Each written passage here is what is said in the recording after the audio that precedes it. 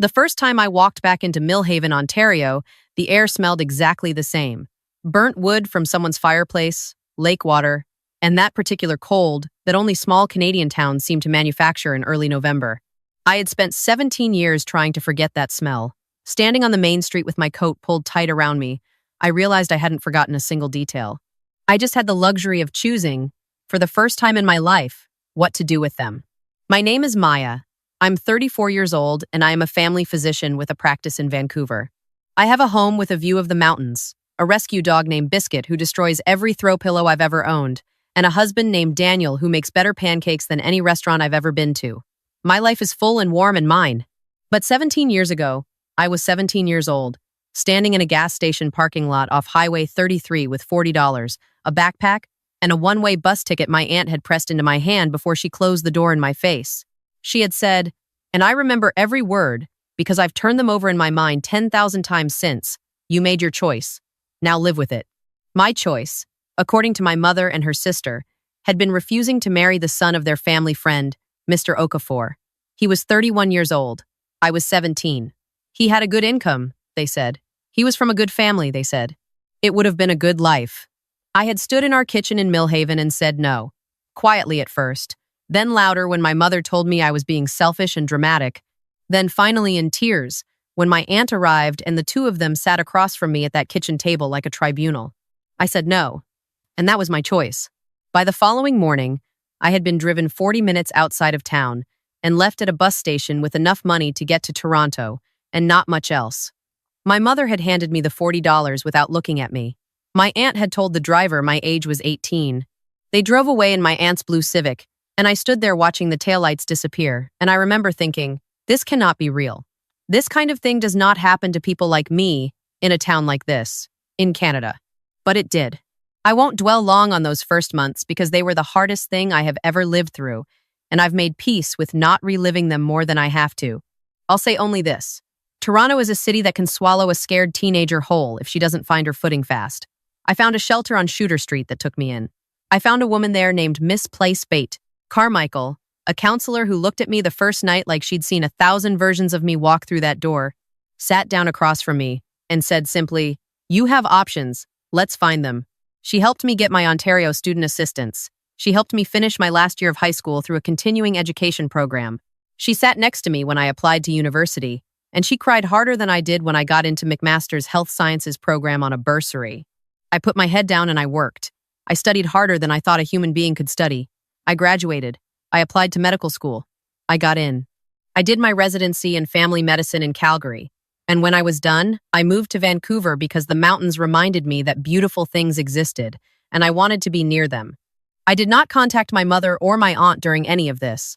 I sent one letter to my mother in my second year of university, a single page, telling her I was alive and that I was okay. I didn't ask for anything. I didn't give a return address. I just wanted her to know I hadn't died on that highway. She never wrote back. I met Daniel at a colleague's housewarming party in East Vancouver 4 years ago now. He was standing in the corner looking at the host's bookshelf with the focused expression of someone who was genuinely reading the titles rather than pretending to. I walked over and said something about the copy of Pierre Berton's The National Dream being a bold choice for a party shelf, and he laughed, and that was that. Daniel is a Crown prosecutor with the BC Prosecution Service. He is quiet and steady, and the kind of person who pays attention really pays attention in a way that still surprises me when I'm not expecting it. He has seen every version of me, the ambitious one, the tired one, the one who wakes up at 2 a.m., sometimes and cannot immediately remember why she's safe. He loves all of them. When I told him, early in our relationship, the full story of what had happened in Millhaven, he listened without interrupting for almost 2 hours. When I finished, he was quiet for a long moment. Then he said, "Whatever you decide to do about it, I'm in your corner. Full stop." I had not known until that moment how much I needed to hear exactly those words. Now, the wedding. My cousin Adeze was getting married. Adeze is my aunt's youngest daughter, 5 years younger than me, and she had tracked me down on LinkedIn of all places, a polite, carefully worded message that said she had thought about reaching out for years, that she knew what had happened wasn't right, and that she was getting married in Millhaven in November and she would love it if I came. She said she understood completely if I didn't. I stared at that message for 3 weeks. Daniel, when I showed it to him, said nothing for a moment and then asked, "What does your gut say?" My gut said it wasn't really about the wedding. My mother would be there, my aunt would be there, and there was something unfinished between us that I had spent 17 years trying to pretend was finished. I had therapy. I had built a life. I had healed enormous amounts. And yet there was still this small, tight thing in my chest that had never fully released the part of me that had never gotten to say, clearly and out loud, in front of witnesses, what you did was wrong. It did not break me, and I am not invisible. I told Daniel I wanted to go. He said, "Okay, I'll drive." We flew into Kingston and rented a car. Daniel drove, and I watched the highway. And somewhere around the Napanee exit, I realized my hands were clasped very tightly in my lap. Daniel reached over without a word and put his hand over mine, and I unclenched. Adiz's wedding was at a renovated heritage hall 20 minutes outside of Millhaven. The kind of venue that gets photographed for Ontario wedding magazines exposed brick, string lights, long wooden tables. It was genuinely beautiful. I sat in the ceremony and watched my cousin walk down the aisle in an ivory dress with a long train, and I cried because she looked luminous, and because joy, real joy, is still surprising to me when I encounter it. I had not yet seen my mother or my aunt. I knew they were there. I had seen my aunt's blue Civic, now considerably older and dented on the rear panel, in the parking lot when we arrived. Daniel had seen it too, and squeezed my hand once without comment. The reception was where it happened. We were seated at a table with some of Adiz's university friends, people I didn't know, which was a relief. We ate and I laughed at things, and Daniel made conversation, and I began, tentatively, to think, maybe this is fine. Maybe they'll leave me alone. Maybe enough time has passed that we can all simply exist in the same room without Maya. My mother's voice is something I will know until I die. It is low and deliberate, and carries a particular quality of expectation. The voice of someone who has always assumed their words will land where aimed. I turned around slowly. She was standing 3 feet away. Shorter than I remembered, or perhaps I was simply taller than I'd been at 17. She was wearing a navy dress, and her hair was pressed, and she was looking at me with an expression I couldn't immediately read. Behind her, slightly to the left, was my aunt in burgundy.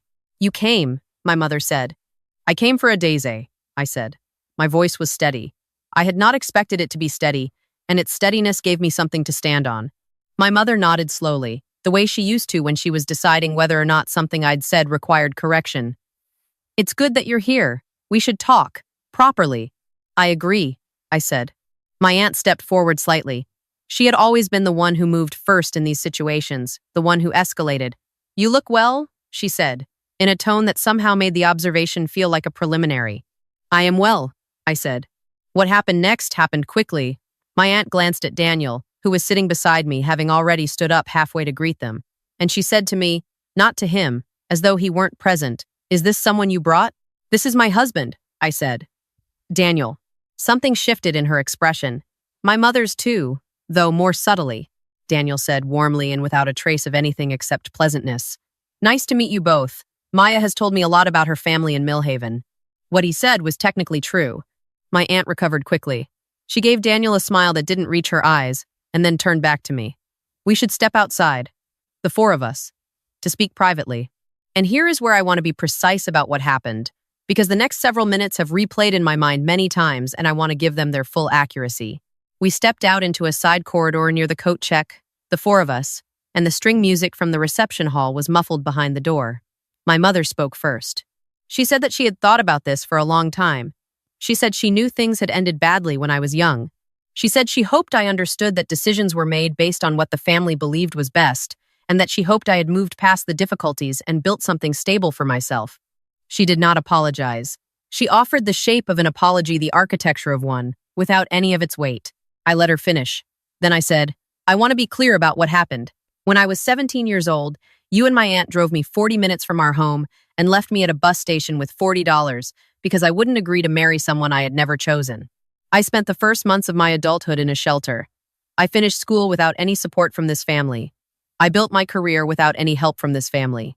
I became a physician. I have a life I am proud of. None of that happened with you, and none of it happened because of you." The corridor was very quiet. My mother said, her voice tightening. "There is no need to perform grievances in a public place. This is your cousin's wedding." "You brought me out here," I said, "and I'm not performing anything. I'm just being factual." My aunt said, "You always were dramatic." And there it was, the same word, 17 years later. Dramatic. as though naming the wound is the dramatic act and not the wound itself. I looked at her. I kept my voice level. You left a minor at a highway bus station in October, I said. If that had gone differently, if something had happened to me that night, or the week after, or the month after, that would not have been drama. That would have been a police matter. Daniel had not said a word this entire time. He was standing slightly behind me and to my right, in that quiet way he has of being completely present, without imposing. I felt his presence the way you feel a wall when you need to lean on something. My aunt's jaw tightened. She looked at Daniel again, that appraising look, and I saw her recalibrating. And what does your husband do? She asked. The question carried a familiar weight, the Millhaven weight, the weight of a family that measured people by visible metrics, job, income, status. Daniel answered her directly and politely. He told her his name, his full name, and that he was a Crown prosecutor. My aunt processed this. I watched her. A lawyer, she said, and there was something in the way she said it. A Crown prosecutor is not just a lawyer, and she wasn't quite sure what to do with that. A Crown prosecutor, Daniel confirmed pleasantly. I work with the provincial justice system. Among other things, I've worked on cases involving minors in vulnerable situations. He said this without any inflection, the way you might mention the weather, and let it settle in the air between us. My mother looked at him, then at me. The thing about spending your career in a courthouse, and I say this having watched Daniel for 4 years, is that you develop an extraordinary economy of language.